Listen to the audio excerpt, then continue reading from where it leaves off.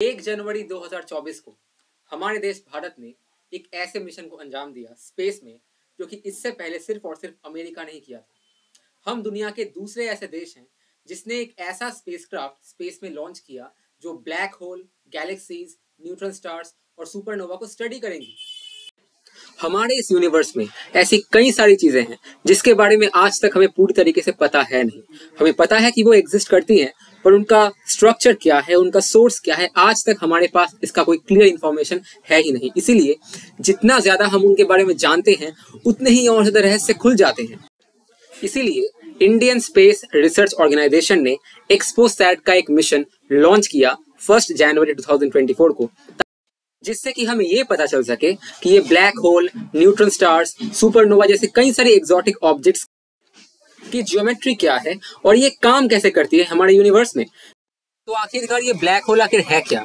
देखिए, black hole universe में एक ऐसा रीजन है जो कि इतनी ज्यादा ग्रेविटी जनरेट करता है कि वहां पे अगर लाइट अंदर चली जाए वो लाइट बाहर नहीं आ सकती।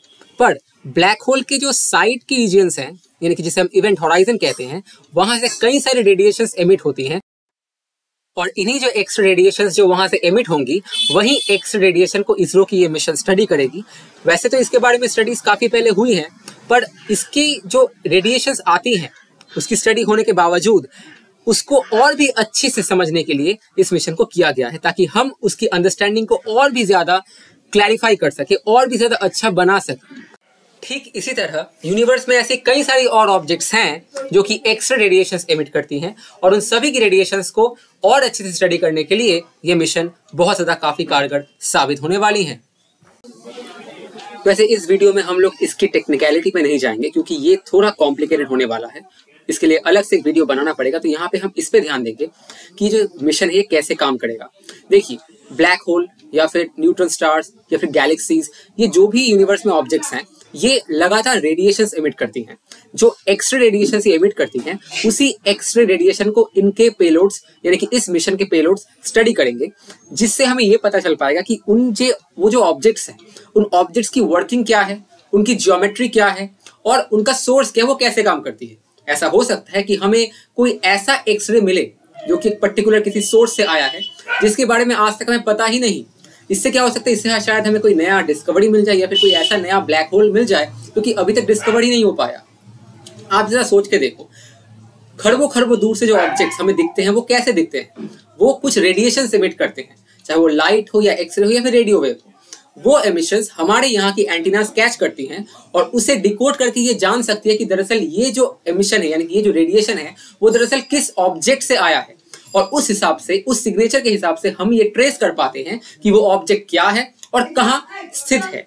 ठीक इसी तरीके से अगर पकड़ लीजिए कोई ऐसा एक्सरे आया जिसके बारे में हमें पता नहीं, और जब हमने उस एक्सरे को एनालाइज किया तो हमें ये पता चला कि ये ना तो ब्लैक होल का है ना तो किसी और ऑब्जेक्ट का है जो हमें पता है, तब जाके उसके सिग्नेचर्स के तरफ से हमें ये पता चल पाएगा कि किस तरीके के ऑब्जेक्ट्स उस तरीके की चीजें एमिट कर सकती है। जैसे कि आप समझ लो, आप किसी ऑब्जेक्ट को कैसे देखते हो, यानी कि अगर आपके सामने कोई ऑब्जेक्ट है, आप उसे कैसे देख पाते हो? वो जो ऑब्जेक्ट है वो या तो लाइट एमिट करता है या फिर लाइट रिफ्लेक्ट करता है। अगर वो लाइट एमिट करता है तो उसकी जो लाइट है वो आपकी आंखों में आएंगी और वो इन्फॉर्मेशन प्रोसेस होने के बाद आप उस ऑब्जेक्ट के बारे में जान पाओगे कि ये ऑब्जेक्ट आखिर है क्या।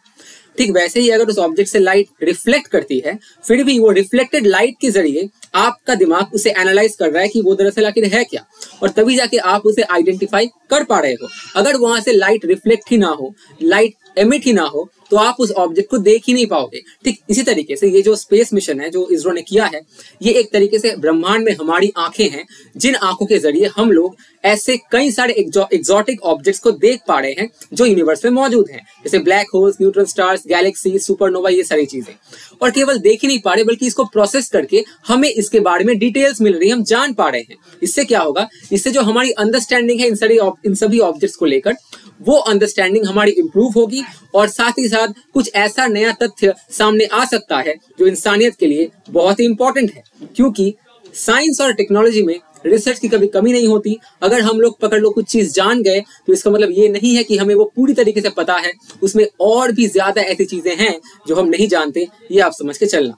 एज फॉर एग्जाम्पल, अगर आप देखो through out the course of history 100 साल के इतिहास में या 200 साल के इतिहास में आपको पता चलेगा कि समय समय पे नए नए थ्योरीज आती रही हैं, क्योंकि हम जब भी कुछ जानते हैं, जानने से पहले ही ऐसे कुछ क्वेश्चंस फिर से आ जाते हैं जिनके बारे में जानना हमारे लिए इंपॉर्टेंट हो जाता है। और वही कारण है कि ऐसी कई सारी अनसुलझे रहस्य हैं इन सभी ऑब्जेक्ट्स को लेकर जो यूनिवर्स में मौजूद हैं, उसको जानने के लिए इसरो ने इस मिशन को किया है। और आपको सुन के हैरानी होगी कि इसरो दुनिया का दूसरा ऐसा स्पेस सेंटर है जिसने इस तरीके का कोई मिशन किया हो। इससे पहले अमेरिका ने 2021 में ऐसा एक मिशन किया था और भारत ने 2024 की शुरुआत में ही ये मिशन करके हम सब देशवासियों को एक न्यू ईयर का तोहफा दिया, या फिर आप कह सकते हैं पूरे दुनिया को एक न्यू ईयर गिफ्ट दिया। इस वक्त पूरी दुनिया की जो आंख है ब्रह्मांड में ना, जो ये सारी चीजें खोजती हैं, उसमें भारत की भी आंख बहुत ही मजबूत है। यही बताने के लिए आज का वीडियो मैंने किया था। अब आई थिंक आपको समझ में आ गया होगा कि इस मिशन से हमें क्या क्या अचीव होने वाला है या फिर हो सकता है। अब आइए बात करते हैं कि इस मिशन में 2 तरीके के पेलोड्स हैं। एक पेलोड वो है जो एक्सरे को स्टडी करेंगी, दूसरा पेलोड ये है जो करीब 40 एस्ट्रोनॉमिकल ऑब्जेक्ट्स को स्टडी करेंगी।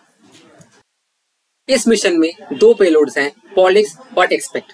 पॉलिक्स का काम है 40 एस्ट्रोनॉमिकल ऑब्जेक्ट्स की एक्सरेज को स्टडी करना, यानी कि वो जो ऑब्जेक्ट्स एक्सरे छोड़ती हैं अपने बॉडी से, यानी कि जो ऑब्जेक्ट्स एक्सरे इमिट करती हैं, उन एक्सरे को स्टडी करना। जबकि एक्सपेक्ट का काम है उन्हीं ऑब्जेक्ट्स की स्पेक्ट्रोस्कोपी को एनालाइज करना। और इन्हीं 2 चीजों के कारण हमें ये पता चल पाएगा कि वो जो ऑब्जेक्ट्स हैं जिनसे ये रेडिएशंस एमिट हुई हैं, वो ऑब्जेक्ट्स आखिर क्या हैं, कैसी दिखती हैं, उनकी इनर वर्किंग्स क्या है, उनका नेचर क्या है और उनका रहस्य क्या है। ये सारी चीजें हमें जानने को मिल सकती हैं।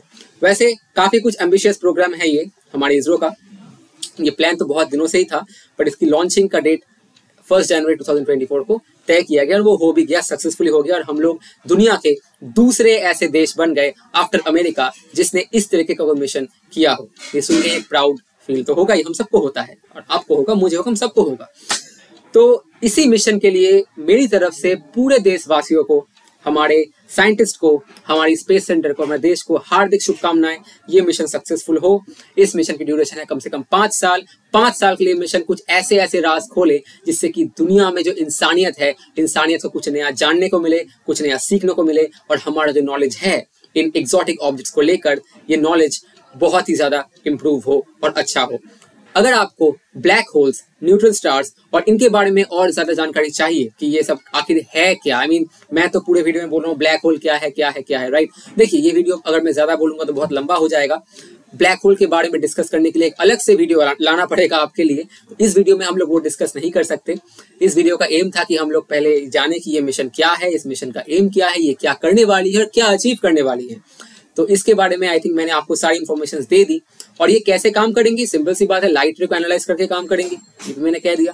पर अगर आपको ब्लैक होल्स क्या होता है या न्यूट्रॉन स्टार क्या होता है, इसके बारे में कोई डेडिकेटेड वीडियो चाहिए, आप कमेंट्स पे जरूर मुझे बताना। मैं आपके लिए वो वीडियो लाने की पूरी कोशिश जरूर करूंगा, क्योंकि हमारे इस चैनल का मोटिवेशन है कि आप लोगों को हर एक चीज के बारे में एक सिंपल वर्ड में जानकारी देना, ताकि आप सब एक आम नागरिक की तरह, एक रिस्पॉन्सिबल नागरिक की तरह इन सारी चीजों को आप जान सको।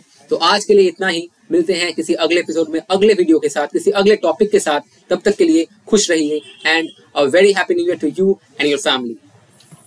तो बने रहिए हमारे साथ। इस वीडियो को लाइक करना, शेयर करना दोस्तों के साथ, ताकि सबको पता चले कि हमारे देश ने क्या अचीव किया है न्यू ईयर के दिन।